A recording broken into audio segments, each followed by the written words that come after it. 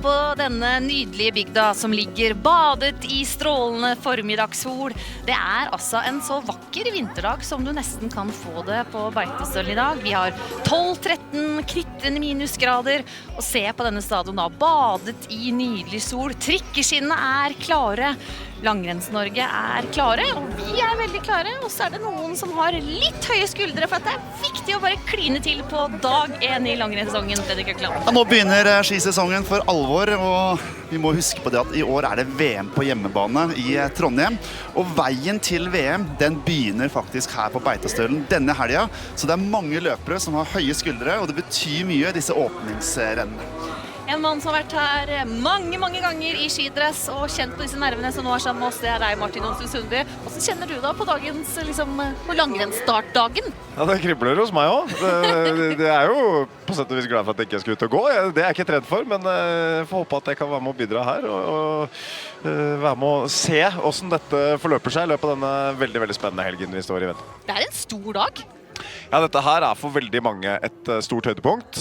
Det 8 måneders beinhard trening som skal ut i forhåpentligvis veldig mye god skigåing og mye store ambisjoner. Mange som sikter seg inn på dette VM-et som går av stabelen i Granåsen altså, i februar. Og det nok overraskende mange for oss som faktisk har det som mål. Det rett og slett bare å lene seg godt tilbake i sofaen og se på de som skal konkurrere, men konkurrere, det kan faktisk du også. Følg med nå, så kan du få se hvordan du også kan være med på denne langrennsfesten. Bli med på Gjettekonken, NRKs nye, uformelle gjettekonkurranse for hele familien.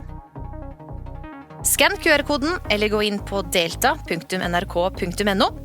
Logg deg på NRK og bli med på leken. Gi dine beste gjett på spørsmålene for å samle poeng. Det kommer nye spørsmål og svar gjennom hele sendingen. Spill mot hele Norge, eller inviter venner og familie til egne ligaer. Lykke til! Ja, og da det jo 1000 spørsmål man kan stille på en sånn helg. Et av spørsmålene vi stiller i dag, det vinner Klæbo-prologen.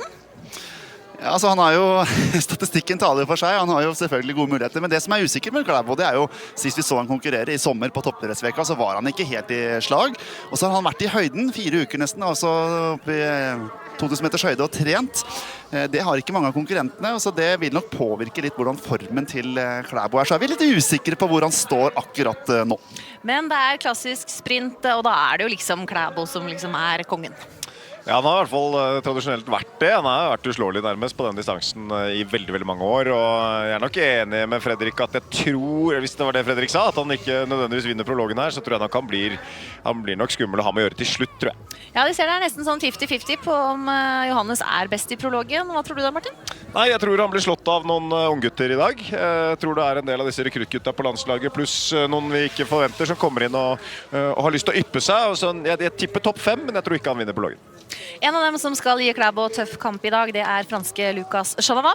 Han har forberedt seg sammen med Klæbo i høyden til denne sesongstarten. Klokka 06:31.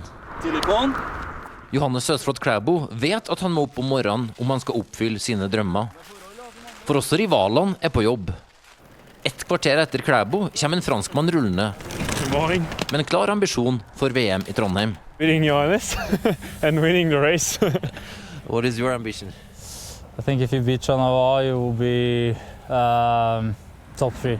Men Lucas Chanava ikke bare Klæbos tøffeste utfordrer i VM-sprinten på hjemmebane. Han også en nær venn. For me, it's the best if I win and he becomes second. Are you so good friends that you want him to beat the other Norwegians? I mean, kind of. Akkurat nå trener duoen sammen hver eneste dag i høyden i Livigno. We can both share experiences, we can both share our thoughts and knowledge about different things, and that just ends up for both of us to try to become even a little bit better. Trønderen har enn så lenge gått seirende ut av duellene, som her i Goms sist vinter. Men Chanava har 4 verdenscupseiere i Klæbos fravær. Who will win the sprint in Trondheim?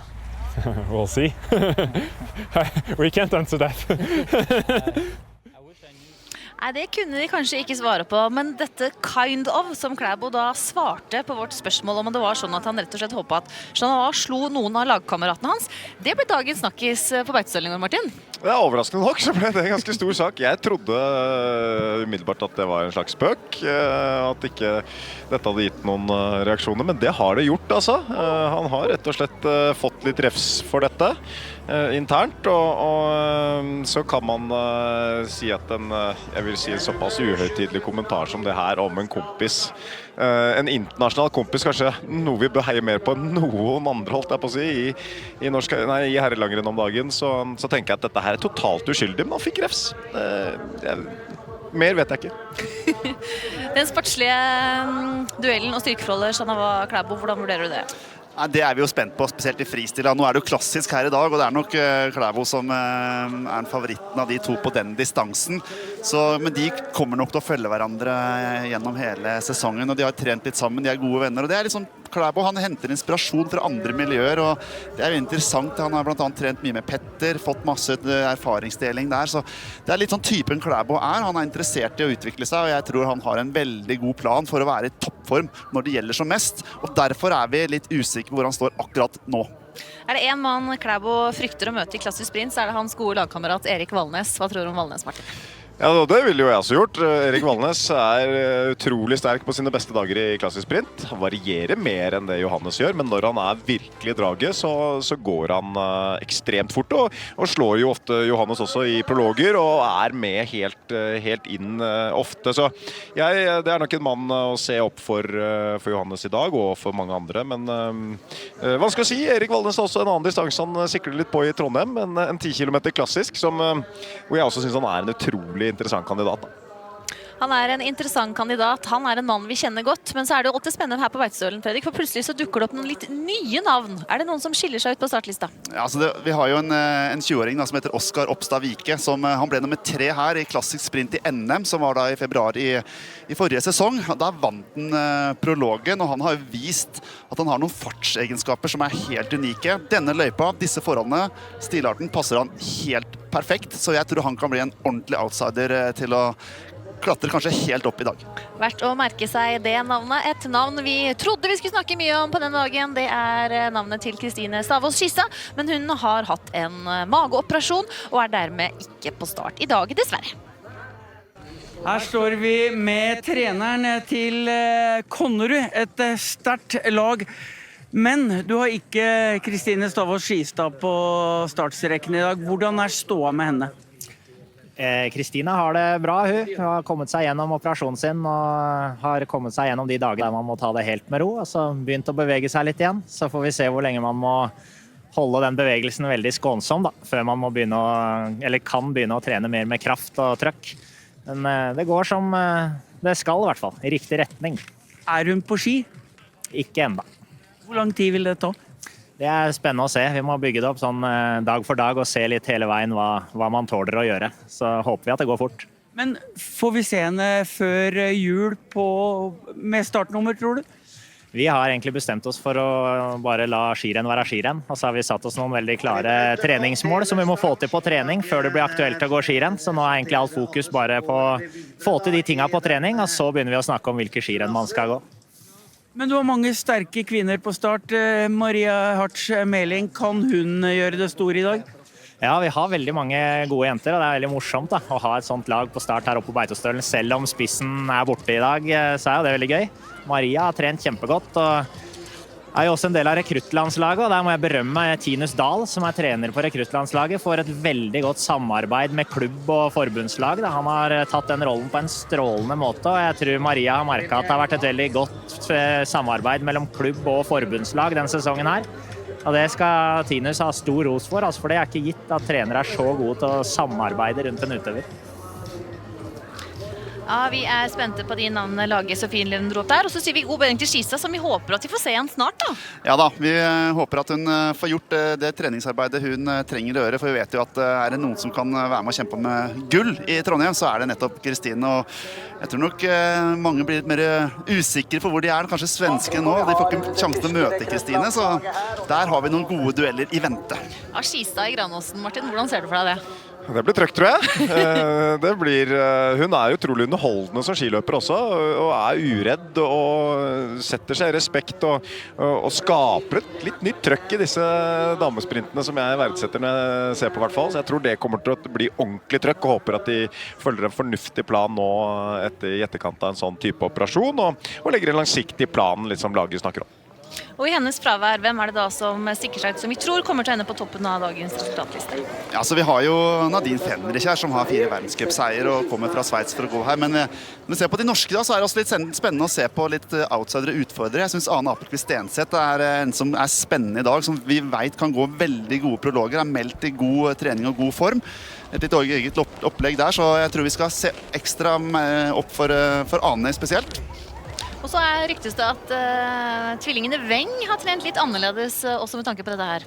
Ja, vi har fått informasjon om at de faktisk har stilt inn sikte mer mot sprint denne sesongen, og for Lotta sin del så tenker jeg at det et naturlig valg. For Tiril sin del, som vant verdenscupen sammenlagt 2 år tilbake, så tenker jeg at det et litt overraskende valg, men det legger jo også føringer for at det skaper litt spenning inn i dagens sprint, synes jeg. Det bør man jo se litt resultater av da. Det nærmeste start for Weng og for Fenrich. Nadine Fenrich, welcome to Norway. What is your goal today? I want to show what I can, what I trained the whole summer, and I hope I can achieve a very good result. How is your shape? I think I'm fit, I'm ready, but not in top shape yet. Sendingen sponses av Sport1-butikkene, Fiken, regnskap og faktura for små bedrifter, Ris Bilglass, skifte og reparasjon av bilglass, Rørleggerkjeden VVS-eksperten og Opplysningen 1881.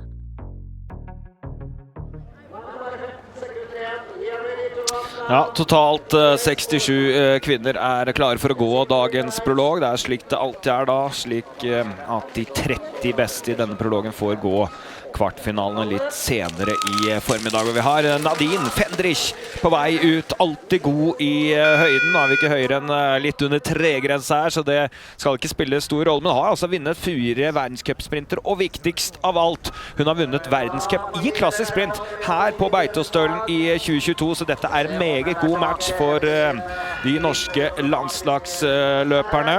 Det vel Fenrich her og Lena Quentin fra Frankrike som de sterkeste utenlandske utfordrerne i denne nasjonale åpningen. 15 sekunder bak starter Mathilde Myrvold, og bak der en Ane Appelqvist Stenseth, så Fenrich skal få svar ganske kjapt når hun kommer i mål på hvordan ståa Det jo en ganske lett åpning her, Fredrik. Man kan åpne hardt altså på dagens føre. Ja, det et veldig, veldig raskt føre. De går jo på snø som produsert i fjor. Det veldig... Det som å liksom gå på rulleski. Du kan nesten kjøre bil i disse løypene. Det så hardt og kompakt, så farten blir jo stor. Og så det mye utforkjøring som vi ser helt etter laveste punkt i løypa.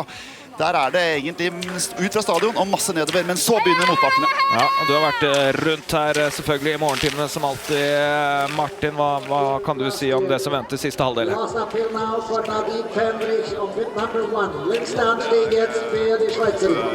Litt av nysnø inn her. Smørerne snakker på at det mer tørrvoksdag enn de andre dagene. En stigning som kommer første del her hvis Nadine forserer, og så kommer den tøffeste stigningen avslutningsvis da. På denne relativt korte svingen. Skal på hylla på denne valen her, prøve å akselerere der, for skal ned i den mest krevende svingen, og den motbakken som blir avgjørende når det skal gå oss hit, men også i prologen, så det jo om å gjøre å disponere kreftene, og det kan være litt trykk, i hvert fall tidlig på sesongen. Ja, det uvant for disse løperne å gå med denne intensiteten, altså så ekstremt høy belastning, mye melkesyre. Det å komme på ski uvant, det å stå gjennom disse svingene som det litt isete, det annerledes, følelsen veldig ulik det å gå på rulleski, og det å treffe her da, i diagonalgangen for første gang full spiker under konkurranse uvant. Man litt utrygg, og se Nadine også her, blir litt stiv i bevegelsene på vei oppover siste kneika. Det vil mange kjenne på da. da, denne første konkurransen. Ja, 3-4 glipptak blir det, men det virker som den har krefter igjen over toppene. Og stå her de siste 200 meterne og skyte fart her inn på oppløpet kan bli avgjørende. Om hun skal vinne denne prologen er helt klart en kandidat til det. En vinnertid er på rundt 3 minutter på dagens raske føre. Det er en fin test for Fendrich hvor hun står inn i denne VM-sesongen. Har jo en 5. fra OL blant annet. Med 5 også på distanse i VM, så har en del egenskaper rett under 3 minutter. Ja, det er jo en utrolig fin matching mot disse norske jentene på denne årets første sprint, og få se måle seg da mot internasjonal konkurranse. Her kommer Myhrvold da, som har hatt skulderproblemer og slår Fendrich. Det er sterkt, altså gå 2 måneder uten 2 staver på trening. Ja, det er en sterk start det. Hun ryktes på at hun heller ikke har følt seg helt i toppform, men her kommer det en som går enda mye raskere og litt som forventet. Ja. Ane Appelqvist Stense kastet på hodet ut av landslaget, slår tilbake her. Det tror jeg vi kan si allerede. Trener under sin samboer Jørgen Setternes Ulvang og tidligere landslagstrener Stig Rune Kveen i Meråker. Fått opp et fint opplegg her. Her kommer Ingrid Andrea Gulbrandsen som vant med over 5 sekunder her for et år siden. Nå er hun nesten 10 sekunder bak. 8,83 bak. Det er mye å tape på en såpass rask prolog, så det viser seg her at Stenseth har gått fryktelig fort i prologen. Her kommer Meling, som også har vært ryktes i god form. Ja, vært på semifinale i verdenscupen som best av Hartz Melling. En del av teamet Konnerud som har 13 løpere her oppe. Det blir noen sekunder bak. Det er en som skiller seg ut. Det er Ane Appelqvist Stenset. Her kommer Quentin, som har vært i finalen i Tallinn. Det var den sprinten i verdenscupen hvor alle gikk med lik smøring. Man prøvde det i et verdenscuprent 9,4 sekunder bak. Det er en strålende prolog av Stenset her altså. Det er jo knockout foreløpig. Kommer Tiril, som også da har satset mye på sprint i år. Havner ganske langt bak i prologen. Ja, startet veldig langt nede i vår, og kom ordentlig i gang med treningen også først i august, og det er 5,9 bak. Julie Myhre har hatt en problemfri oppkjøring for første gang på et par år. Landslagsløperen inne på 3. plass, slår Tiril Udnes Weng med halvsekundet. Det er en god prolog, altså, men det er jo fortsatt nesten over 5 sekunder da, bak Stenseth. Det må være Stenseth på sitt aller beste. Husker vant prologen i Roka under verdenscupåpningen med 4 sekunder en gang. Kanskje er det en sånn versjon vi har fått sett. Lotta Udnes Weng, tidligere norsk mester, 7,3 sekunder bak. Da har hun slått av sin tvillingsøster. De ligger seg ganske likt av disse landslagsjentene foreløpig. Her kommer Kristin Fossnes.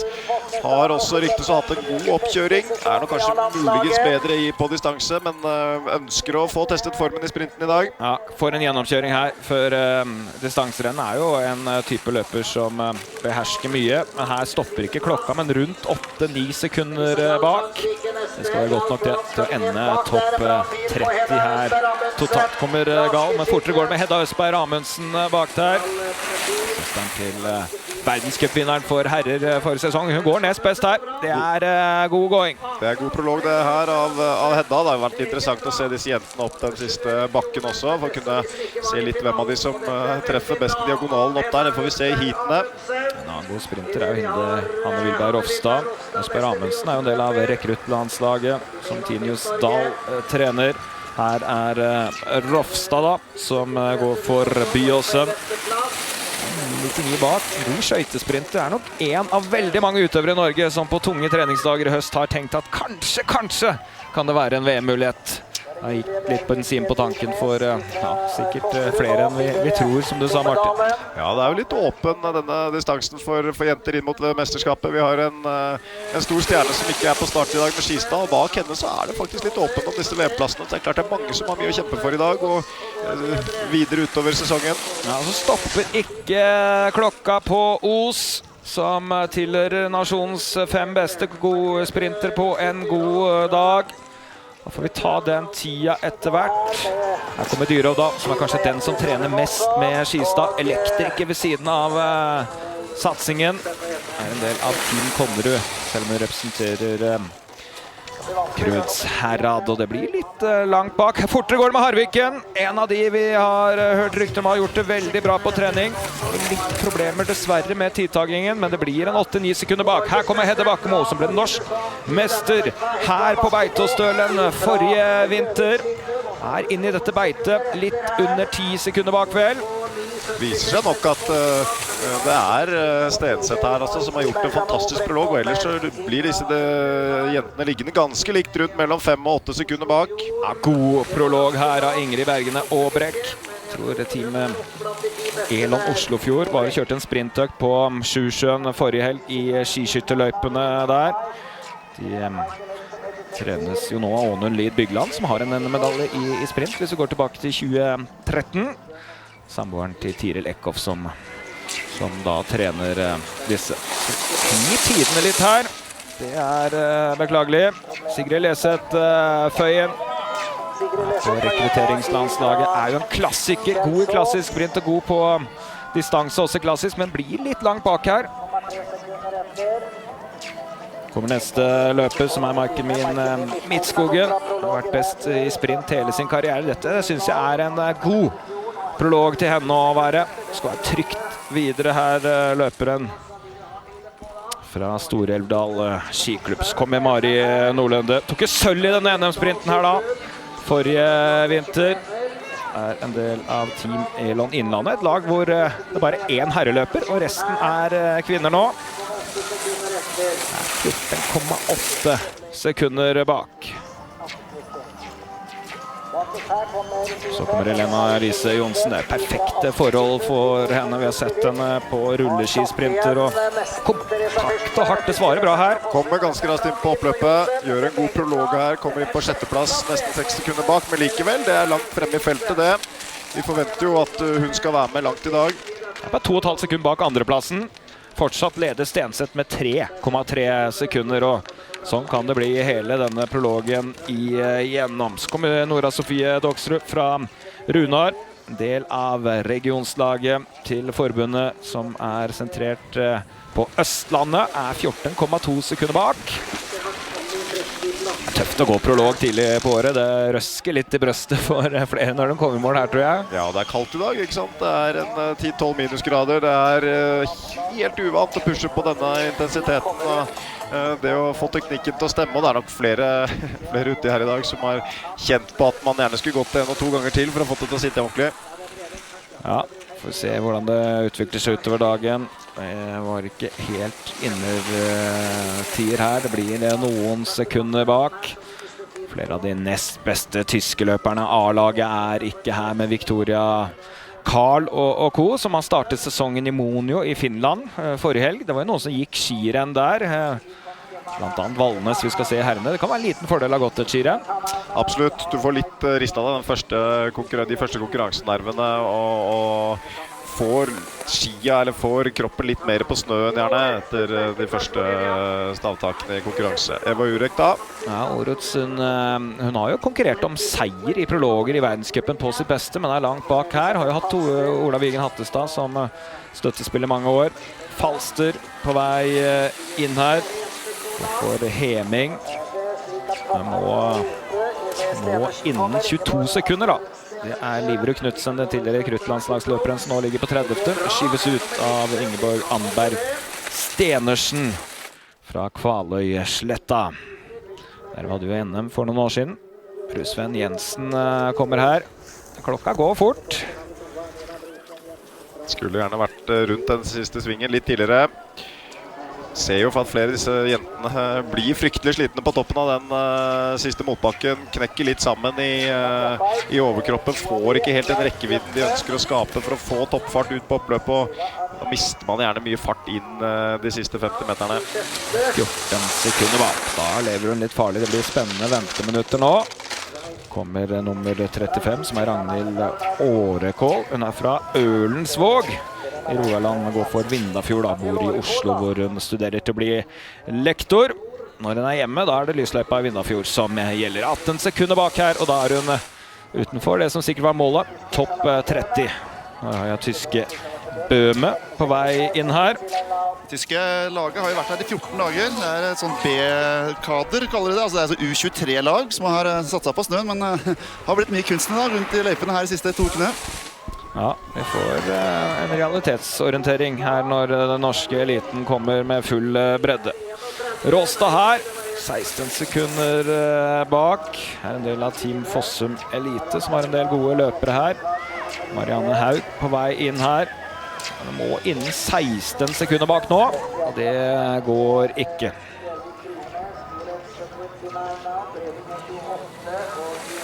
Kan bli veldig tett her. På guttesida så har vi opplevd at det har vært ned på 6, 7, 8 sekunder mellom nummer 1 og 30. Så det gjelder å treffe med smøring og ski her i dag. Det er ikke mange sekunder dårligere ski man skal ha, for plutselig er man ute. Det er ganske jevnt egentlig hele topp 20-lista her, bortsett da fra Stenseth som har gjort kort prosess og slått knockout på de fleste i dag. Det er Amundsen som er tettest på, men likevel det er 3,5 sekunder bak, og så er det 5 sekunder da, til nummer 3, så fra nummer 3 og videre til nummer 20 så er det ikke tilsvarende antall sekunder den veien, så det er en voldsom prolog Stenseth har kommet med i dag. Tiril Marie Møller Gundersen på vei inn, har jo en bror også som skal gå her i helgen. Det er jo kusina til Mats Møller Dæhlie da, tidligere landslagsspiller i fotball. Er 18 sekunder bak. Det er ikke langt unna å være tropp 30. Jeg sitter og venter litt på fjorårets juniorstjerne, Anniken Sand, som tok 3 medaljer i junior-VM. Kommer med startnummer 46, Fredrik. Det er vel en vi kan forvente høyt oppi der. Ja da, Anniken Sand kan vi jo selvfølgelig må vi vente i spenning på her. Anniken er en del av da, Team Konnerud i år. Sammen trener da, et samme treningsgruppe som blant annet Kristine Stavås Skistad. Så vi er spent på hva Anniken kan gjøre på sprint. Ja, kommer hun i diagonal oppe her. Var enormt imponerende i dette juniormesterskapet som gikk i Planica i samme løyper som seniorene gikk VM året før, men overgangen til seniorklassen kan være tøff, men er vel innenfor topp 30 her. 15,61 sekunder. Det er Oruds fra Slovenia som er der. Teknisk så ser hun ganske stabil ut, men det er klart sekundene går fort her. 22. plass, det skal holde. 14 sekunder bak. Det tror jeg holder. Selv om vi skal åpne for et par andre juniorstjerner. Tidligere juniorstjerner, Eva Ingebrigtsen kommer bak her, var jo dominerende i juniorklassen. Oline Westad, som har en 4. plass i junior-VM, kommer også litt lenger bak her. Kan du si litt hvordan du opplevde den overgangen? Du var jo god som junior du også, Martin, men det tok noen år før du tilpasset deg seniornivået. Ja, det er tøft den overgangen. Du blir jo fort litt holdt jeg på å si, du får god selvtillit i de siste juniorklassene hvis du går fort, og så blir du dunket inn i seniorklassen og faller 20-25 plasser på lista umiddelbart, og kanskje mer enn det også. Det er en brutal overgang fra å være først til å være over 2 minutter bak, husker jeg. Jeg gikk med første seniorrenn her på Beitostølen, og det må man klare å orientere seg rundt for å finne motivasjon til å klatre disse plassene videre da, og nærme seg til. Her kommer tremenningen til Pål Gårdberg. Vilde Emilie Hjelmseth Gårdberg, som er en del av Fossum Elite. Jusstudent. Hatt langt sykdomsavbrekk og er på vei tilbake. Det ble litt bak de 30 beste. Det støver på 51 her, men Eva Ingebrigtsen da.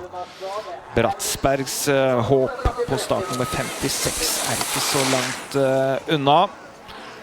Her er Mjøn Grøndalen på vei inn her. Han representerer Drøbak Frogn idrettslag. Det var bra forhold i Drøbak. En snørik vinter. 25 sekunder bak her. Det å dra seg litt til her. Topp 30, det er Breding, det er Jubic som kommer her. Vi kan jo ta noen ord om Stenseth da.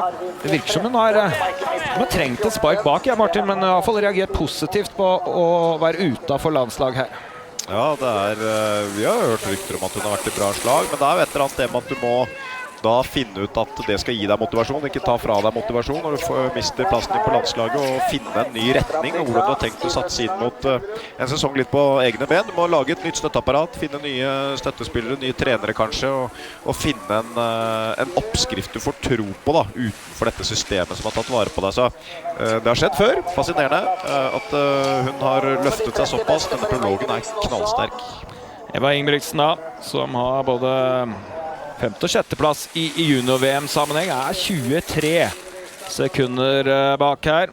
Så kommer Oline Westad, som også har vært veldig god junior. Har både 5. og 4. plass fra junior-VM, men kommer såpass sent inn på oppløpet at dette går ikke det heller. Nå går vi tilbake til Stenseth, som vinner denne prologen med 3,3 sekunder, så har han en samboer som heter Jørgen Sæternes Ulvang, som selv var en ganske god løper. Tok ved NM-gull i stafett blant annet for Varden. Han nå trener for et langløpslag, men trener også delvis samboeren da, sammen med Stig Rune Kveen. De har fått et fint samarbeid der, og fått orden på Stenseth igjen, som blant annet har slitt litt med hormonbalansen de siste årene, og virker å være mye bedre balanse nå. Så jo spørsmålet, Fredrik, tåler hun kvartfinale, semifinale og finale? Ofte så har det jo stoppet litt i finalen. Det så vi også VM-finalen i 21, var det vel hun var i VM-finalen i Oberstdorf. Ja, vi vet jo at hun har en enorm kapasitet på prologer. Så det vil jo, det først da egentlig vi vil få svar da, når vi kommer ut i semifinalen og finalene på hvor godt treningen av dette året har fungert. At hun går en god prolog, det vet hun kan. Så vi spent på hva hun klarer å holde, spesielt i de siste, som sagt, semi- og finalene. Men så det også et føre da, som det en rask løpstid. Det ganske traseen sånn at du får mye hvile i starten, og det skjer ikke så mye før på slutten her, så sånn sett så passer jo også både løypa og føre godt for Ane i dag, så jeg tror vi kommer til å få se Ane Kvikk gjennom hele dagen. Her kommer Frigstad fra Oddersjå. Hun gikk faktisk feil på Beitostølen i fjor, men nå har hun vært gjennom løypa, vet hvor den går. Feiret bursdagen sin i løypene her tidligere i uka. Så kommer Ståvi på vei inn her. Fortsatt så kan Breding på 30. plass, 15,16 sekunder bak, puste lettet ut. Det bare 4 løpere igjen ute i løypa, så jeg har hørt rykte om at en av dem ikke starter, så kanskje det bare 3. Line Ausland den 3. siste i så fall, også fra Oddersjå. Har Johaug som sitt store forbilde. Møtte Johaug under et motbakkeløp i 2011, så denne helgen da får gleden av å konkurrere mot Johaug på ski for første gang. Silje Øyreslien har jo 2 NM-medaljer i sprint, og nummer 31. Det var veldig nære. 1 tidel unna for Silje Øyreslien, som faktisk har vært nummer 2 i verdenscup under prøve-OL i 17. Da var det ikke mange av de beste som var der, men en langløper nære her. Nesten så det hadde fortjent en liten plass i kvarten igjen, men det hårfint utenfor altså. Det sånn at disse langløperne som går lite sprint, da, de har ikke noe særlig ranking i sprint, og da må de starte sist. Anne Appelqvist Stenseth vinner denne prologen med 3,3 sekunder på Hedda Østberg Amundsen. Så det Mathilde Myrvold da, som har hatt et fall på rulleski, slitt med skulderen store deler av oppkjøringen, som det beste landslagsløperen. Skal vi følge da hvilke som disse 30 som får gå. Skal vi se litt bak disse tallene. Det en overlegen prologseier hun får her. Og skal vi se litt bak tallene, så ser vi at Hedda Østberg Amundsen har gått like fort som Stenseth siste 400 meterne av prologen, og det jo interessant, det da bakken kommer.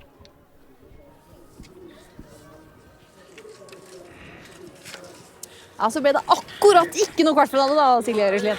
Nei, det var svang ut der. Det var nesten. Ja, jeg hadde jo håpet at det skulle gå litt fortere, men nå det mange år siden jeg sprintet sist, så jeg var litt for treg i sessen. Men det skal du ikke være senere i helga? Nei, jeg håper det skal gå litt bedre i morgen på søndag. Hvordan ser du for deg den åpningshelga? Jeg spent som alle andre, tror jeg. Jeg har jo gjort en bra treningsjobb, men jeg ser jo hvor mye sprek alle andre, så får vi se da.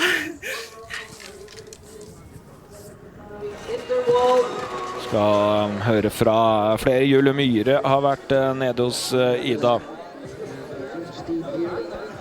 Hvordan var dette, Julia? Jo, det var artig å komme i gang, og ja, det kan bli artig å gå i dag. Det så fint vær og omgivelser, så jeg synes det var gøy. Ja. Hva tror du nøkkelen i løpet her i dag? Være litt våken og smart, det høy fart nå, og så tror jeg kan endre seg litt underveis. Det var litt løsere nå enn på oppvarming, så ja, men være våken tror jeg lurt. Lotta Udnasling, hvordan det å komme i gang med skisesongen? Det brutalt, ja. like vondt hvert år, så man glemmer jo det fra år til år, men vondt. Trent mer sprint, kjente du det i dag? Nei, jeg synes ikke det var så bra egentlig, så jeg håper det kommer i hit da. Det var ikke noe å skryte av i dag ennå. Så det alltid annerledes når du blir hit. Hvordan ser du for deg det? Jeg liker hit morsommere å gå kvinne mot kvinne og kjenne litt på det der. Hvem tror du er dagens favoritt? Ane er jo steinhard i prologen her i hvert fall, så hvis hun holder den nivået utover dagen, så blir det vanskelig å slå hun. Jeg tror kanskje det er den beste prologen jeg har gjort siden denne berømte prologen hvor vi vant med 4 sekunder i verdenscupen i Rjukan. Her er en annen som har lengtet etter denne sesongen.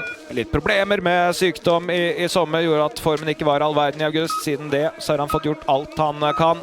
Men trent mye på kontrollert intensitet og er spent på hvordan det fungerer når han skal gå til for fullt, og det må han her. Ja, det er spennende å følge Johannes gjennom denne prologen og håper at TV-bildet følger i hvert fall en stund. Han har sagt selv at han føler seg litt nedtrent, kommer fra høyden. Da blir man gjerne litt seig de første dagene. Nå er han på dag 6-7, det kan slå begge veier. Kanskje ikke så stor sannsynlighet for at han eksploderer fra start, men at han likevel er godt med, det skal vi forvente. Vi skal høre selv hva han sa rett før start. Johannes Høsflot Klæbo skal straks ta på seg startnummer for første gang i år. Hvordan kjennes det ut? Nei, det blir spennende å se. Det kan gå litt alle ved, tror jeg. Sprint det tidlig, så jeg må trenge nok den dagen her, ja. Trenger du prologen for å komme i gang? Ja, jeg skulle gjerne hatt en par til prologer før prologen nå, tror jeg, men vi får se. Vi får bare gå ut der og gi gass, og så får vi se når vi er ferdig med prologen. Vi har en sånn gjettekonkurranse på NRK, der er det 50-50 for om du vinner prologen eller ikke. Hva sier du selv? Ja, da er folk snille med meg. Husk på at jeg starter først, ingen rygg å gå mot, så jeg skal være litt sånn plog i starten her. Altså 50-50, jeg tipper den minsker etter den uttalelsen her. Får vi se da, er han inn i bakken, har det vært 10 dager med de andre landslagsløperne denne sesongen tilbake på landslaget, lekte med dem på den siste sprintøkta han kjørte på landslagssamling i Oslo. Siden han det, så har han ikke vært i nærheten av sprinte. Ja, han har et poeng her da, han har ingen rygg å jage på denne prologen. Johannes elsker å jage rygger, han elsker å nærme seg de foran i prologene, og det gir han indikasjon på hvor fort han går. Gjerne helst forsøke å ta dem igjen også, det med disse 15 sekundene. Nå går han litt i blinde, synes han går godt teknisk. Noe sløvere rundt den svingen på toppen inn mot den flata på oversiden av stadion, men likevel det er jo teknisk, det er jo ypperste klasse dette her, og nå ser vi kanskje den sterkeste delen av løypa, den siste løpebakken. Ser man får skiene til å sitte her, ser bra ut. Han går godt teknisk på ski. Det er ikke så mye som minner om at ikke kroppen spiller på lag. Ja, det var opp slik i bakker. Han ble kjent som langrennsløper tilbake i 2016-17-sesongen, hvor han slo gjennom som seniorløper og vant her på Beitostølen, inn på oppløp og se på tiden her. Altså, det går fryktelig fort her. Dette er en dag for de raske gutta. Ja, vi har snakket om ned mot 2.30, så vi ser om Johannes klarer å snike seg under 2.30, eller om det blir rett over, men uansett så er det en rask sprint for gutta i dag. Ja, han går på 2.30,53, så får han bare vente og se hvor godt det er, men det så vel greit ut. Her kommer Shanavala, som har 4 verdenscupseiere. Aldri vunnet i klassisk, men vært på pallen blant annet i Drammen, som jo er en kort klassisk sprint. Blir litt bak her, Shanavala. Ja, det er noen få sekunder bak. Det er likevel en ganske god klassisk prolog, tror jeg, av Shanavala. Han er en bedre skjøyter enn han er en klassiker. Kommer Erik Wallings. Det er vel først her kanskje vi får svaret på hvor godt Johannes har gått, og Johannes har gått fort i dag, ser vi. Ja, slår Valnes med 8300, eller Valnes som vant i Monio forrige helg. Har en liten fordel av godt renn. Jeg tror han er godt fornøyd med det. Så Harald Østberg Amundsen, som det sies er bra på absolutt alt nå. Fjorårets verdenscupvinner sammenlagt da han kjempet med nettopp Klæbo. Her er han 72 bak. Det er et varsel til alle som har tenkt å slå ham på lengre distanser. Ja, det er helt oppsiktsvekkende hvor stor fart Amundsen har fått på skiene de siste årene, og særlig disse sprintdistansene. Det er ingenting som de så gode distanseløper som sier at du skal klare å snu den trenden. Det har blitt litt opp i årene, og ser han knuser jo en sprinter som Taugbøl her. Ja, han VM-medalje altså, men er her 5,3 sekunder bak, og sist foreløpig Mats William Jensen har vært helt i Norgestoppen de siste årene. Var nummer 10 NM her for eksempel, er bare 2,6 sekunder bak. Det er inget sjokk, det er det nivået han pleier å holde. Det var et vanvittig beite da. de beste guttene her. Det kommer til å være få sekunder som skiller mellom topp 30 her i dag. Ja, VM-medaljør fra forrige VM i klassisk sprint. Jules Chapada tok han bronse. Er 5,96 bak. Spent på Northug nå, og så kommer Chauve. Tidligere verdenscupvinner sammenlagt i sprint bak der igjen. Northug blir ikke prologvinner i dag. Pleier jo kanskje ikke være av de råeste i prologen.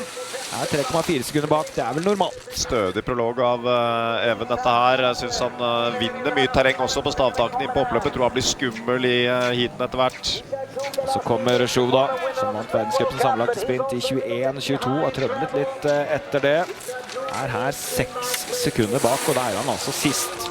Ganske spennende å se på Northug mot Chauve på oppløpet her. En stresser og en har fryktelig god tid og går godt teknisk på ski. Det skjer da, som har vært så god i motbakker i sprint. Var jo på pallen i denne sprinten i denne norsk-svenske turen, der de gikk rett opp en slalombakke i året 11,95 bak. Altså det blir en evighet i den sammenheng. Paul Golberg veldig spent på om han skal klare en prolog. Han er en god sprinter, men er ikke av de raskeste. Her lever han farlig, tror jeg faktisk. Det er nok helt i overkant av hva som er mulig å gå videre på i dag, tenker jeg. 8,03. Jeg tror det blir 10 spennende minutter nå for Paul Golberg. Jan Stølben har vært i nesten 10 kvartfinaler i verdenscupen, men det har stoppet der for Stølben, med kanskje det beste tyske navnet som er her på Beitostølen. 8,4 sekunder bak. Der han 4 tider bak Golberg. Shelley, neste franskmann. Og så skal vi Zach Ketterson, USA, før vi skal Sivert Vig. Og er det en som kan gå prologer når han er i form, så er det Sivert Vig, som har vært litt i høyden før årets sesong. Spennende å se om han er tilbake i den formen vi har sett han tidligere. Da er han jo en potensiell prologvinner. Her er Zach Ketterson her. 7 sekunder bak. Det kan vel holde. Men det er ikke langt fra sikkert. For det er mange som går fort der, og en av de som pleier å gå fort er Sivert Vig. Har jo matcher Klæbo og Valnes og Co. på sine beste dager. Her blir det noen sekunder bak, men han har fortsatt en god klassisk sprinter. 4,6 sekunder. Jeg kan vel si at Johannes har gått en god prolog i dag, det er det ingen tvil om. Det er ikke sikkert at det er noen som tar han i det hele tatt her. Det er riktig nok en ganske god gjeng med unge rekruttgutter som skal opp og kjempe, men det er en god prolog. Ja, en av de unge som skal ut og gå er Oskar Oppstad Vike, som vant prologen her i NM. La oss høre hva han sier rett før start. Oskar Oppstad Vike, hva kan du utrette i dag? Du har sett at Klæbo har satt litt standarden. Ja, han har det, så vi får gå ut og prøve å slå det. Er du god nok til det? Jeg tror det. Unggutta skal ha selvtillit først, og senior Oppstad Vike for et år siden fikk han ikke lov til å gå her en gang. Og nå er han klar for å gyve løs mot de beste. Han er en spennende type. Jeg gleder meg veldig til å se han, og ikke minst i heaten i dag. Han har selvtilliten på plass i hvert fall, og det ryktes at han har hatt fysikken på plass de siste ukene også. Trening er trening, konkurranse er konkurranse, så vi får se. Mats Oppsal var nære finale her i NM i fjor, da han ble nummer 7, er en god klassisk sprinter. 7,2 sekunder bak, skal ikke føle seg skråsikker han heller. Sniker seg foran Paul Golberg, som da fortsatt lever ganske usikkert. Vi skal ha Siemens her, og så er det Andrew Young, som kanskje er bedre i en skøytesprint. Det er ikke så lenge til vi skal ha Emil Iversen, altså, på start nummer 25. Han har jo friplass til verdenscup-åpningen. Men hvis han skal vinne en VM-medalje på 10 klassisk, Emil Iversen, så skal det vel ikke at han i hvert fall er god nok til å gå videre i en prolog her. Jeg tror det handler mye om selvtillit for Emil også. Det å vite at han har farten i kroppen til å kunne matche de aller råeste. Det å kjenne at teknikken sitter. Sprint er gjerne den øvelsen som krever størst kontroll på teknikk i høy fart. Så kommer det første av tvillingene Holmbo. Det er Alexander som kommer her. Nikolai kom på start nummer 30. Han går fort her, Alexander. Og dette er en mann som kanskje har tatt noen steg, altså. 2,3 sekunder og 4. plass. Kanonprolog da, Alexander. Vi ser da om tvillingbroren Nikolai følger opp, som kommer om ikke mange minuttene. Skal vi ha Bourdin her, som blir litt for sent ute. Bak der speider vi etter Emil Iversen. Det har jo vært en tendens de siste årene at den tidligere gode klassisprinteren, han har slitt med å ta seg videre i prologer. Ja, nå tror jeg det har skjedd et eller annet, for det er ingen Emil Iversen som kommer rundt siste sving. Vi Kan vel kanskje da anta at han har hatt et fall eller et brudd i en stav eller et eller annet, men han har startet, så vi så han i bakgrunnen der så vidt. Da kan vi i hvert fall få bekreftet at det har skjedd et eller annet med Emil. Det er ikke bra. Man går med en stav opp på siste kul, så han har brukket en stav underveis i prologen i dag, Emil. Det var synd. Ja, måtte nesten skje et eller annet da, det var leit. Simen Myhre, ikke overraskende, 5 i NM i fjor, men her er han med en venstre stav. Så spørs det hva som har skjedd. Det er jo fort gjort å sette en stav på innsiden av en ski, for eksempel opp den siste bakken, kan jo være noe sånt. Ja, men det er uansett utrolig kjedelig å få den starten. Det gir liksom ikke den selvtilliten man jakter. Holbæk da, som var i NM-finalen her, den tidligere junior-verdensmesteren, 12 sekunder bak, det var ikke all verden. Pål Golberg er på 19. plass, han også lever veldig usikkert. Skånes har jo vært veldig god i sprint på sitt beste. Også han sliter her altså med å ta seg inn topp 30. Jørgen Schølberg er en del av Team Elon Innlandet. Der er han eneste herre da. Han har matchet seg litt mot andre herreløpere. Har en bra trener, gjestetrener får vi nesten si, men på en økt i uka. Maiken Kaspersen faller av. De får litt sånn sprint, input på sprint der borte. Så kommer Nikolai da, klarer ikke å følge tvillingbror Alexander her, 10 sekunder bak. Bak her kommer Hjelmeset, Lars Agnar. Ja, han har vært i finale i verdenscup som best i klassisk sprint. Dette er en god prolog av Lars Agnar, dette synes jeg. 6 sekunder bak.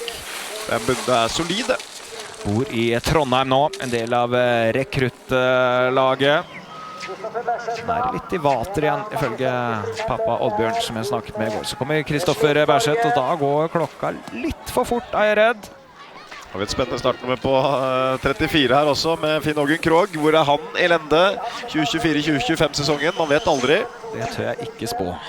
Det hadde vært noe for gjettekonken. Hvilken plass får Finn-Ågen Krogh i dagens prolog? Det bør være høy gevinst på den, hvis man treffer på den. Ja, da er det sånn alle mot en, altså da er det hele feltet fra 1 til 130 her. Det blir ikke øverst på lista, ser vi. Det er en rimelig prolog-resignert Krogh som nærmer seg mål her. Han havner et stykke ned på lista. Ja, det er nok i skøyting. Han er aller best fortsatt. Det er nummer 30 da. 13,8 sekunder bak, men akkurat her, når Aron Åkre Rystad, som har gått finale her tidligere, går igjen 6 sekunder bak, så er Krogh ute. Håbrekke, også godt verdenscup i sprint for Norge, ganske tidlig inn på dette oppløpet, og det bør vel kanskje holde til en kvartfinaleplass. Ja, 6. 19. plass foreløpig. Men August Korseth også, han meget rask mann, var jo semifinalen her i den klassiske NM-sprinten forrige sesong, 5,4 sekunder bak, ja. Fantastisk rulleskiløper da, og får jo tilsvarende nesten rulleskiforhold i dag. Det er utrolig fine, faste, kompakte forhold. Så kommer rekruttlandslagets Edvard Sandvik, er jo ingen typisk sprinter-type. Han er god i det meste da, men vi forventer vel mer i helga. Det blir spennende å følge Edvard utover, særlig da distansekonkurransene. Men hvor er Oskar Oppstavik? Startnummer 45. Det er ikke lenge til han skal komme over haven bak der. Og Elias Kekk fra Tyskland er litt sent ute. 11,6 sekunder er det som gjelder akkurat nå. Det er Kastner fra Tyskland som har den plassen. Og vi har Bjørtomt fra Gjerdrum på vei inn her. Pål Golberg er 25 akkurat nå.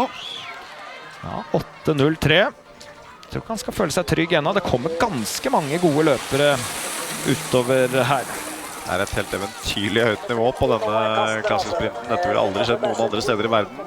Så mange jenter og gutter som går så ufattelig bort på ski, så det er høyt nivå på alt som skjer her, og selv om du her i dag er 10 sekunder bak, så er du en ekstremt god sprinter.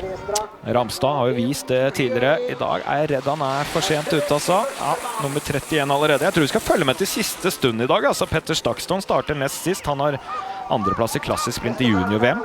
Langløper nå, og så Amund Hoppstokk i Rige, som ja, han ble vel nummer 9 i Birken og sist her, så det er gode løper hele veien ut. Men hvor er mann med startnummer 45? Kommer ut på oppløper der langt bak. Håkon Astel også gått verdenscup. Kjempeprolog, han også på en 11. plass. Jarda-løper, men her kommer raske Oskar Oppstad Vike. Førsteårssenioren langt inn på dette oppløpet. Matcher de aller fleste her i dag, selv om det blir noen sekunder bak. Sjetteplass, 2,8 sekunder. Det er en meget god prolog. Mellom at han da var dønn likt med både Valnes og Klæbo etter 1 kilometer, så han tatt litt grann siste halvdel av sprinten. Ja, hvordan tolker du det, Fredrik? Tror du han har roet ned, eller er det rett og slett litt mangel på utholdenhet? Nei, det er for tidlig å si på en løpstid på 2,5 minutt, men det skal treffe godt i den siste bakken, altså teknisk når det koster som mest, så den vil jo være avgjørende når vi kommer inn i finalene. Det er det som er spesielt med denne løypa, men jeg synes det er en bra prolog av Oskar Oppstad Vike. Jonas Vika som går for Team Swix, har jo vært verdenscupløper han også. Noen husker kanskje at han var for Norge oppe på Lillehammer når disse klimaaksjonene var. Fikk ødelagt sitt første verdenscuprenn der av den klimaaksjonen. Her er nummer 31. Ja, det kommer ord der som vi kanskje ikke skal si høyt på TV. Nå er Haugan her på vei inn. En del av Team Vestmarka, Fleischer Finans og Lyn. Skal vi ha en VM-løper halvminuttet bak. Lars Jong Vik kan ta med oss han, som går for Fossum Elite og konkurrerer for Australia. Det skal vel være sånn i grenseland kunne ta seg videre her. Gross fra Slovenia først her. For sent ute. Så skal vi ha Lars Jong Vik. Og så har vi et fall inne på oppløpet. Det har man ikke tid til. Ikke hva som skjedde der, kom litt for sent inn i bildet. Lett med mye melkesyre i en sånn oppløpssituasjon. Kanskje sette staven i skia i et stavtak, og plutselig så ligger du der. Det er en fordel at han representerer Australia. Jeg tror ikke VM-plassen er i fare av den grunn. Heldigvis. Det er et par bak her som nok har hatt VM i bakhodet. Vi har Mikael Gunnulfsen på 64. Jeg vet ikke om han har gitt opp det å kvalifisere seg til VM, men det har han nok ikke, hvis jeg kjenner han rett.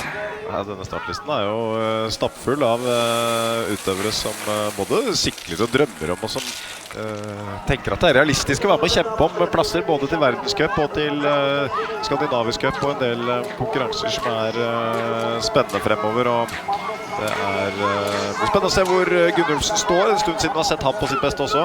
Ja, han har vunnet her på litt lengre distanse.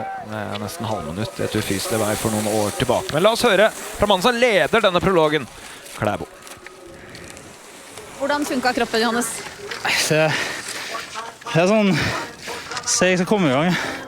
Så jeg trenger litt tid, men det er greit. Du sa jo at du trengte liksom å våkne litt og var litt usikker på om du skulle vinne prologen. Hvordan kjennes det nå?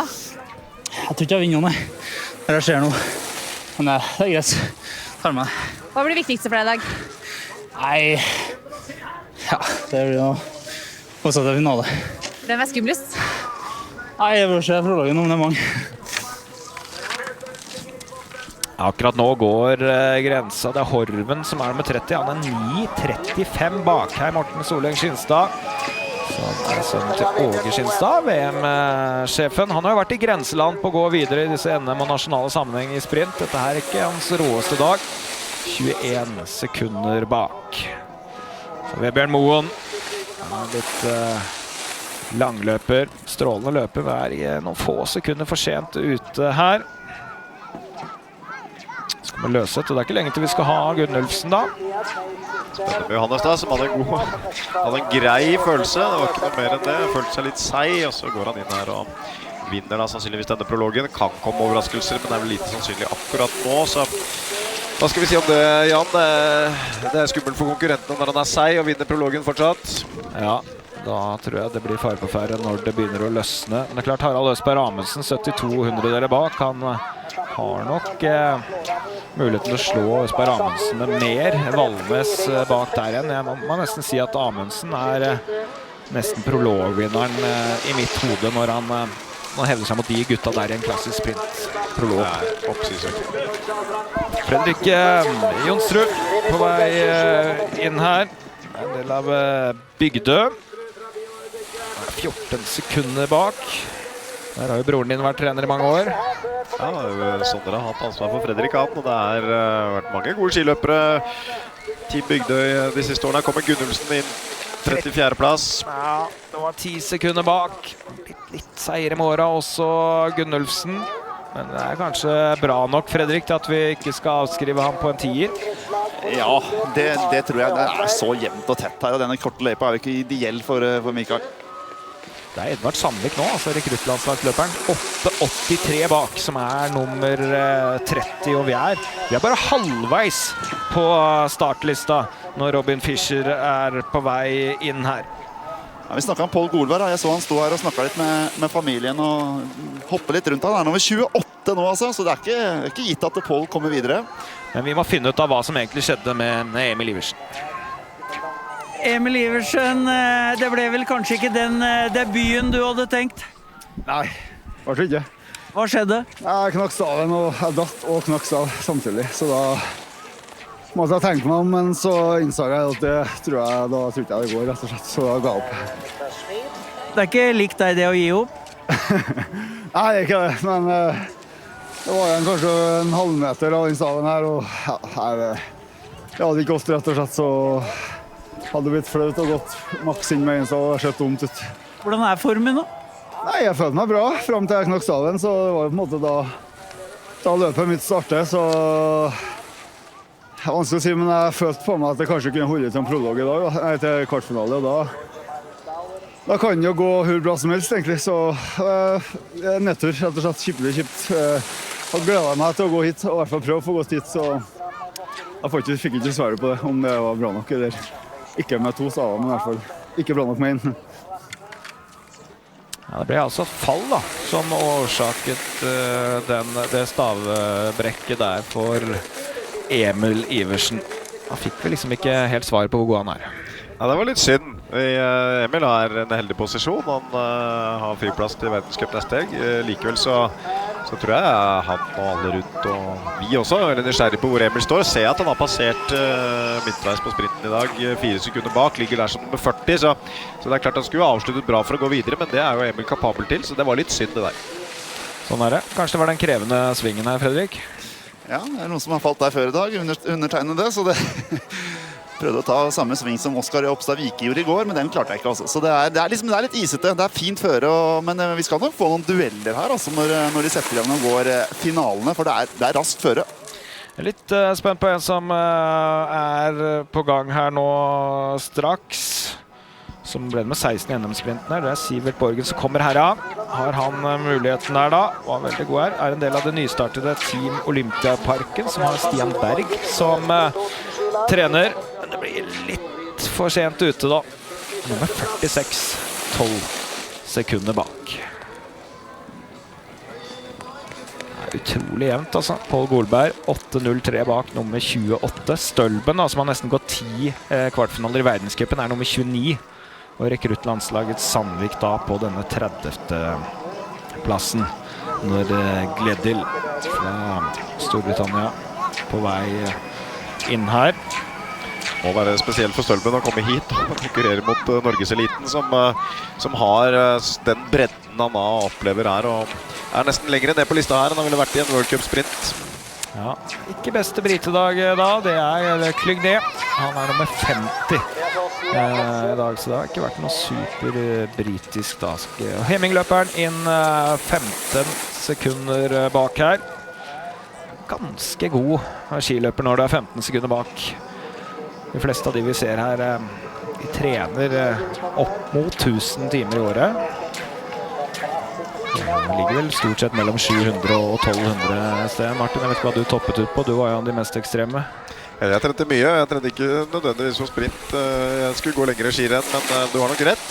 De fleste på start her I dag ligger rundt og vaker mellom 800 og litt over 1000 treningstimer, og alle går for å bli absolutt best mulig på ski, og det sørger også for at nivået blir så høyt som det Det ble ikke så verst I sprint til slutt, Ulle. Jeg har nok kommentert deg inn på pallen I Tour de Ski et par anledninger. Her kommer Åkevik på vei inn. Den litt for sent ute, han også, for Fett skiklubb.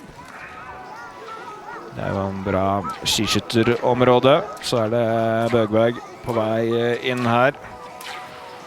Født i 99. Veldig mange av disse som kommer mot slutten er født på 2000-tallet.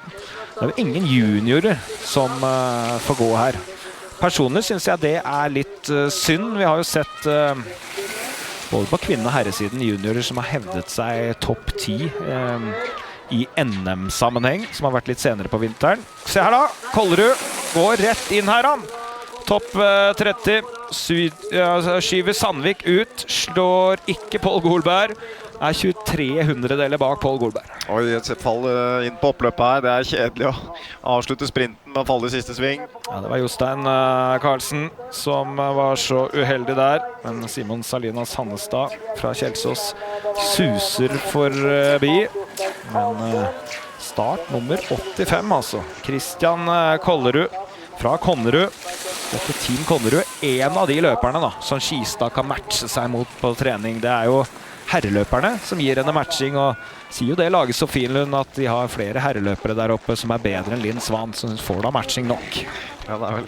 Hvis det er der lista legges, så tenker jeg at da skal de svenske jentene skjelve litt i buksene inn i sesongen. Vi får håpe at Skistad er på beina veldig, veldig raskt.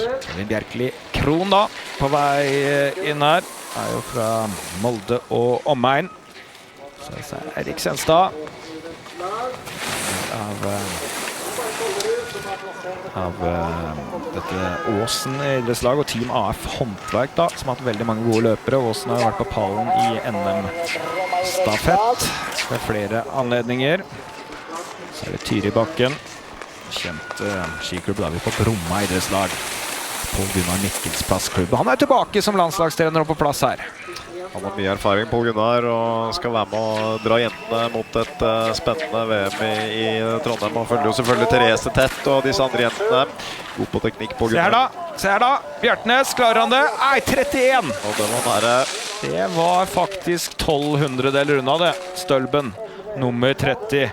Men vi har hatt folk med etternavnet Bjartnes høyt oppe i sprintefjør. Nordløperen som tidlig er en del av denne satsingen litt lenger ut fra Oslo. En klubbkamerat av meg inn på oppløpet. Oskar Platz Gussiås. Ja, men han er en ganske god sprinter. Mål om topp 30 her, men det går ikke. Han har 2 jobber, han, og studerer og satser langrenn, så han får nok dagene til å gå. Det høres sånn ut. Det er litt opp til topp 30 fortsatt, men sannsynligvis en god prolog til han å være. Midt-Norges representant Linus Engdahl er i mål på en 77. plass. Så kommer Schenek her. Vanskelig å se helt klart hvem som har sjans her, men det er gode løpere utover. Og så har vi disse langløperne helt til slutt. Blant annet Petter Stakston. Han var jo veldig rask, men langløpstrening, det gjør jo noe med kroppen det også, Martin. Du rakk jo å trene litt langløp når du ga opp vanlig langrenn. Jeg ble ikke veldig mye hurtigere de siste årene, og jeg prøvde å stake mer, og Stakston har hevet seg bra på langløp de siste 2 årene i Team Aker Dæhlie, og åpenbart en sterk staker. Jeg tror du må ha med deg beina også i dag, på dagens sprint. Vanskelig å stake den, så det er litt det der aspektet med å få skiene til å løpe godt nok med fest under, som kanskje er uvant for disse gutta som staker mest. Danske, oppvokst i Kongsberg med dansk mor. Trenes av laget Sofienlund var inne der. Danske nummer 93, men Bergsland her nummer 83. Startnummer 100, Nikolai Kristiansen fra Brandbu. Mens vi har De Campo på vei mot mål. Det er altså australsk løper. Det blir en god del sekunder bak. Her er Kristiansen. Dårlig prolog han gjør. 20 sekunder bak. Det er bare at det er flere som har 20-trent i sommer og høst. Det er altså så høyt nivå her. Det kan jo se stygt ut når du kommer og passerer målstreken og er liksom nede på par og 70. plass, men du er likevel så nære verdenstoppen at det er mulig å finne mye motivasjon i det også. Spennende type her. Iver Synsnes Hole, vokst opp i en ordentlig idrettsfamilie, er noen sekunder for sent ute. Mor Brynhild var jo på laget som tok medalje under VM i halvmaraton for Norge. Tilbake i Oslo var 94, tror jeg. Mens faren var vel første treneren til Karoline Bjerkeli. Søsteren er en av verdens beste i motbakkeløp for junior, så det er litt av en idrettsfamilie. Omfjord her, 20 sekunder bak.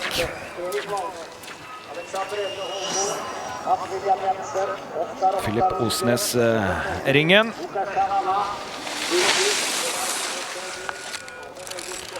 Vi har også hatt flere nede hos Ida. Skal høre hva Shanava sa etter sin prolog. Franskmannen, altså nummer 8 i øyeblikket. How will you describe this? How would I describe this? First of the season, so you have to get in the rhythm. And how do you feel? Not that great yet. Hopefully better next week. How do you think you will manage the heats? Hopefully good. I hope it will be better and better during the heats. So hopefully a better day after. Who do you think will be the best men today? I guess will be between the good classic sprinters. So Johannes, Erik, and Richard, Joe. And you? Hopefully me, I will be in the fight, yeah. Thank you. Thanks. Da vi I gang, Erik Valnes. Hvordan kjennes det? Ja, det var bra det. Da du fornøyd med alt? Ja, egentlig. Det var en grei prolog. Litt sånn smårusk, noen svinger jeg bommer litt på, men ja, kroppen var bra. Hvordan ser du for deg utviklingen utover dagen? Nei, det er mange som er gode, så det holder seg fremme i feltet og prøve å kontrollere litt, så tror jeg det blir bra. Viktig. Så. Hva slags prolog var det her, Even? Det var helt greit. Så ja, jeg tror jeg kjennes bra ut, så ja, jeg tror kanskje at jeg hadde åpnet litt for rolig, men åpnet litt for rolig, så jeg tror det er mer å gå på i dag. Hva ser du for deg at det blir det viktigste når det skal gås hit her? Nei, for min del å være godt plassert i siste bakken, så er det jo, ja, det er jo kriging derifra inn. Lykke til med krigen. Takk. Even Northug da, som er nummer 7 i denne prologen. Valnes nummer 3. Novedal Rismyr på mål mot mål. Han går fort da. 47. plass, 12.05 bak. Hørte nok han gikk ganske godt renn der. Hadde forhåpninger til tida si. Og blir skuffet når han ser plasseringen, rett og slett. Det er jo sånn det er her. Du kan gå en fantastisk prolog, og så er det så langt ned på lista. 12 sekunder er fortsatt en god avstand frem til Klæbo. Jeg synes det var en god prolog. Strammerud her, og flere av de andre som går er jo født i 2004 og er da førsteårs seniorer. Det blir et tøft møte med eliten, hvor bredden jo er helt annerledes enn på junior. Det finnes jo junior på veldig, veldig høyt nivå, men bredden man kommer opp i seniorklassen er mye større, og derfor får vi denne avstanden på bare litt over 8 sekunder da, fra nummer 1 til nummer 30. Men jeg er enig med deg, Jan. Jeg synes det er litt synd at ikke de beste juniorene, eller egentlig ja, at junioren får lov til å stille her. Det er en sprint, man må få lov til å kjenne litt på nivået, se litt på disse avstandene, at det ikke kommer som et sjokk når du går inn i senioravdelingen, at det finnes seniorer som går fort på ski. Man får en følelse at man er litt verdensmester i junioravdelingen, og det å få den muligheten til å matche seg mot de beste i verden, det er jo ekstremt inspirerende. Så litt synd at ikke de får lov å gå her. En av de som da får lov til å gå for første gang er Opstad Vike. Han klarte seg bra førsteårs senioren, selv om han ikke slo Klæbo. Hvor god synes du denne prologen var? Ja, ganske grei. Det ble litt hard åpning, tror jeg. Men her nå videre det viktigste. 6 sekunder bak, hvordan vurderer du den avstanden? Ja, det er en del, ass. Jeg var 1 sekund foran i bånd, så det ble nok litt hard åpning. Hvor selvsikker kjenner du deg nå? Jeg følte meg bra, egentlig. Så det blir bra å få gått litt hit. Hva er din liksom, best case på dagen? Jeg har mål og finale, og så der kan alt skje. Så sikte mot det. Vi gleder oss. Ja. Ja, han var jo ikke da 6 sekunder bak, men han var nummer 6. 2,85 sekunder bak, så han blir litt mer optimistisk når han får høre den avstanden. Men forteller jo at han kanskje åpnet litt hardt. Ja, vi ser jo det på passeringspunktene underveis også, at han har hatt tilsvarende fart som både Valnes og Klæbo fra start, og så har han avsluttet da et halvannet sekund senere. Men det litt sånn man disponerer, og det vanskelig å disponere denne første sprinten for året. Presist nok, litt annerledes enn å gå på rulleski, som han behersker godt, så jeg tenker at han blir en spennende mann utover dagen. Og så ser vi også at en fyr som Harald Østberg Amundsen har gått raskere han enn Johannes siste halvdel av sprinten, hvis man skal se på tallene underveis her. Så kommer det en skiskytter fra Canada, på utveksling til Norge. Har student-OL i år i Torino som mål, men et sjokkmøte med norsk sprintnivå her for Simon Gauthier, som egentlig holder til i Quebec da. Der har det gått verdenscupfinale og flere verdenscuprenn de siste årene. Drysdale Wolf på vei inn her. Han som tidligere var kanadier, men nå han brite og langt bak. Det begynner å nærme seg disse gode langløperne da, som ikke har gått sprint på lenge, og så derfor må starte helt til slutt, selv om de antatt mye bedre skiløpere enn det. Her kommer en nederlender. Jeg jo halvt nederlender, så jeg må jo følge med på Jon Einar Mathias Fisser, som på vei inn her. Går for Varden. Han egentlig skiskytter, som konkurrerer for Nederland og flyttet da til Meråker. Så han har i mål og må gå student-OL da i Torino senere i år. Ser vi Petter Stakstad forsvinne ned i den siste utforkjøringen da, med nest siste mann på start, og bak han så kommer Amund Rige, fått med beina i dag, ikke bare staking. Ja, flere langløpere som har lagt inn 1 til 2 økter her med feste på skia i oppkjøringen, Fredrik. Ja, Stakstad staket i hvert fall tidlig på denne sletta på toppen her, ingen tvil om det. Man var altså nummer 2 i junior-VM i klassisk sprint, så det ligger jo noe i bånd der da, for Søre Ål-løperen rett ved Lillehammer det da. Skal komme halvt minutt bak Flatebø, som for sent ute, så Stakston også, han begynner jo å få dårlig tid her. Det var spennende å se hvordan de løste den siste bakken spesielt, for der må du bruke beina altså. Jeg så han så vidt over kulen her, han synes ikke det så gærent ut. Det kommer inn på oppløpet her nå, jo da startet 30 sekunder bak Flatbø. Ja, rett over 8 sekunder da, kommer bak Johannessen her da, Petter Stakston. Og det sa ikke inn tiden. Ja, her Petter Stakston i mål 9 sekunder bak. Kommer fra 35. Ja, så vi ikke mye til han, altså, men da var han relativt nære. Det var en god prolog det. Så det Amund Rige da, som har vært så bra i langløp. Han nærheten han nå, 12 sekunder, men det holder akkurat ikke da, for disse langløperne på tampen her. Stakston tar den duellen da, i hvert fall mellom de to på slutten av sprinten her. Ja, og det betyr at etter lang spenning så kan Jan Stølben fra Tyskland puste lettet ut. Da blir det kvartfinale her, slik det pleier å bli i World Cup. Klæbo vinner da, foran Harald Østberg Amundsen, Erik Valnes, Alexander Holmbo deretter, Mats William Jensen, denne unge Oppstad Vike på en 6. plass. Og så ser dere hvor jevnt det Det her blir spennende kvartfinaler som venter om det ikke mange minuttene før vi skal med finale for para, og så det kvinnene som skal ut med kvartfinalen.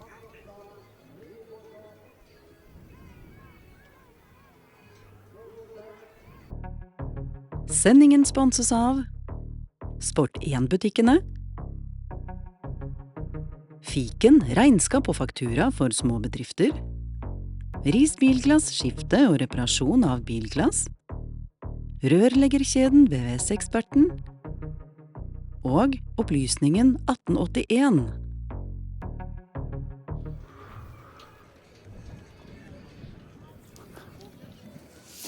Og med det så prologene overstått, og vi har fått de første svarene denne sesongen, Fredrik. Ja, det ble en utrolig rask prolog, og på kvinnenes side så må vi si at det Ane Appelqvist Stenseth viste, hun vinner også prologen med over 3 sekunder. Det viser jo en solid styrke. Hun ble da kastet ut av landslaget, står på utsiden og har ved første anledning virkelig vist muskler, så hun skal vi se opp på videre. Også på herresiden så det jo Klæbo da, som sier han litt seig og sliten, men han vinner prologen. Så dette blir fine dueller i finalen. Ja, når han sier det, så det virket som han mente det litt, og det så litt sånn ut på hele kroppsspråket hans, at han var ikke helt... Nei, men det også helt naturlig. Det nok den følelsen han har, og mange har nok det ute i løypene her. Det den første ordentlige konkurransen for veldig mange, og det å skulle gå da en sprint på 2,5 minutt, og det å få en god følelse av det, det ikke så enkelt, det heller ikke å forvente. Men det viser jo bare at formen til Klæbo er solid, altså. Det blir spennende å se når det etter hvert da blir kvartfinaler her på Beitostølen. Og så blir det som du sa da, Fredrik, du var tidlig ute med å si at Oskar Oppsal Wiche, det navnet må dere merke dere, og han da ikke langt bak Klæbo her. Neida, han ble nummer 6 i prologen, 2,8 sekunder bak. Det er veldig solid, og så blir det litt sånn at vi forventer at han skal være helt først. Det kan vi ikke gjøre av en 20-åring, men han med der oppe. Det ble litt tøft på han, den siste delen, den siste bakken inn mot mål i dag. Men å gå hit blir noe annet, så Oppstad Wiche kan fortsatt være med å kjempe helt til siste finale. Det nettopp finale som da målet for mange av de yngre løperne som er første år senior, og første gangen de bryner seg sånn ordentlig da. Det noe helt annet enn de har gjort før. Det blir noe helt annet, og spesielt på herrene. Altså det skiller nesten under 10 sekunder, altså fra 1 til 30, de som får være med og ikke.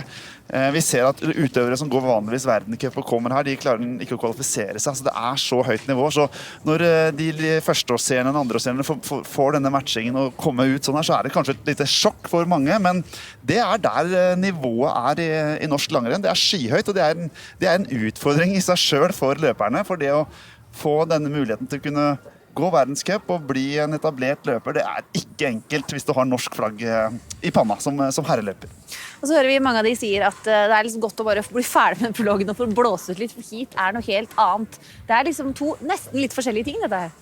Ja, det det slipper den taktiske biten. De skal gå herrene gikk på 2,30, kvinner på 2,50. Så det gjør jo at alt skal skje på denne veldig, veldig korte tida. De får ikke varme opp på ski noe særlig her. Det en liten runde bak her de må gå. Det litt uvant. Altså det å gå og konkurrere med en gang, men nå de i gang. Så skal de begynne å gå hit. Det litt mer taktisk. Så jeg tror nok at noen kanskje begynner å senke skuldrene litt, men at det blir noen fine og tøffe dueller, det tror jeg vi kan forvente på dagens finaler. Det bare å glede seg til vi da etter hvert skal ha finaler her på Beitostølen. Vi får da se da om Klæbo klarer å liksom riste av seg det litt seie, og så får vi se da om det blir Valnes eller Chanova eller Klæbo. Hvem synes du, det du har sett, hvem tenker du best av disse? Jeg synes jo Klæbo løser teknisk godt. Jeg har sett han gå bedre selvfølgelig, men jeg synes han løser det godt, og så tror jeg nok at Erik Valnes skal vi også se opp for på herrene. Og så Anne Appelskvist Stenseth skilte seg virkelig ut på kvinnenes sprint i dag, så det vel 3 navn jeg vil trekke fram etter å ha sett prologene.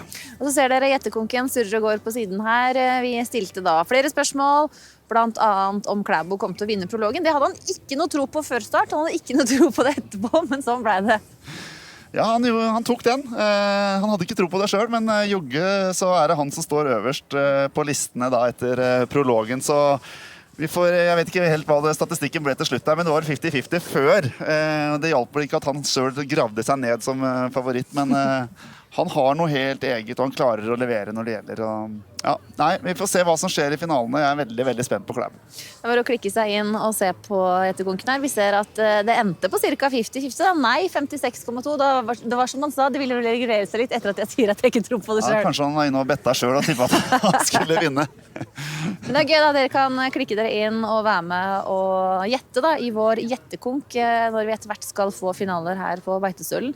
Og så det sånn at det skjer flere ting denne helgen, så det skal også konkurreres og gjettes fra dere hjemme på hoppkonkurransene som kommer fra Lillehammer. Sånn ser resten av dagen ut. Da vi ferdig med prologene i Sprint Klassisk her på Beitostølen, og så etter hvert da vi tilbake igjen klokka 13.05. Da blir det sprintfinaler. Hva gjør de nå? Det jo ikke sånn kjempelenge til, men det liksom mye som skal skje allikevel. Ja, altså ordet sprint jo egentlig helt misvisende, for denne konkurransen går jo over flere timer fra denne prologen til slutten av finalen, så nå må de roe litt ned, og så skal de holde seg litt i gang, så ikke de slipper seg helt ned, og så det en ny oppvarming, kanskje en justering på ski, så ta inn næring og væske, så de i gang, og de må holde seg klare til finalen. Klare, det i hvert fall vi. Vi tilbake om et kvarters tid. I mellomtiden så kan du lene deg litt godt tilbake og kose deg med en skikkelig godbit, for et av vinterens største spenningsmoment, det jo hvordan kommer det til å gå til Therese Johaug når hun starter på denne 5-mila i Granåsen. Kan det bli som det var på 3-mila i Kollen da det var VM der?